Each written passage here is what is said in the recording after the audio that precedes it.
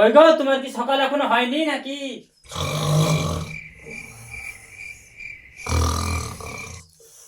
একটু ঘুম থেকে তাড়াতাড়ি উঠো। সংসারের কাজগুলো কি আমার বাবা এসে করবে? উঠছি গো, উঠছি। আর শরীরটা ভালো নাই গো, তার লেগে লেট হয়ে গেল ঘুম থেকে উঠতে। হ্যাঁ বলো, কি কাজ করতে হবে আগে?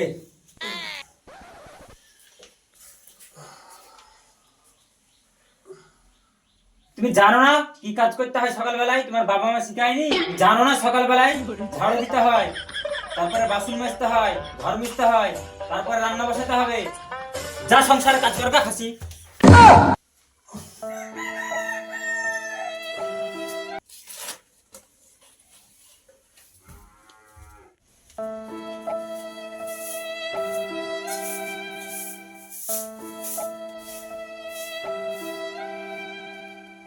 ও বউ, ঝাড় দিয়ে তো হয়ে গেল, কি করবো এখন বলো?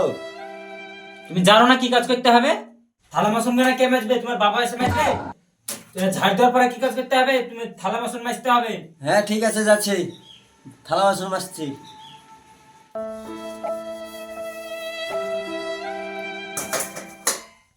আমার বংশ কি পুণ্যের কাজ করে গেছে, তাই আমার কপালে এরকম বোঝ দিতেছে। কি বিড়বিড় করছো মনে মনে? তোমার কি থালা ধোয়া হইলো? হ্যাঁ, থালি বাসন ধোয়া হলো, এখন কি করবো বলো?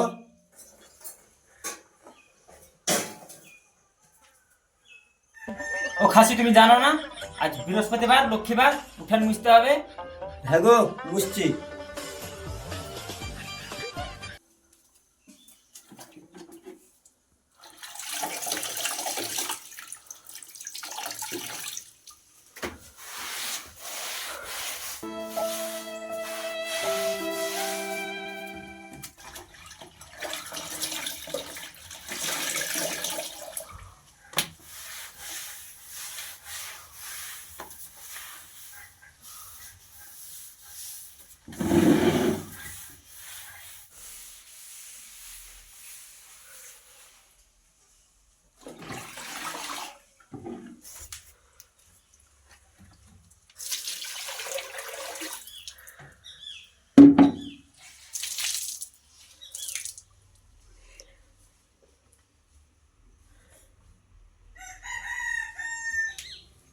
হ্যাঁ এই দেখো, মুছা হয়ে গেল।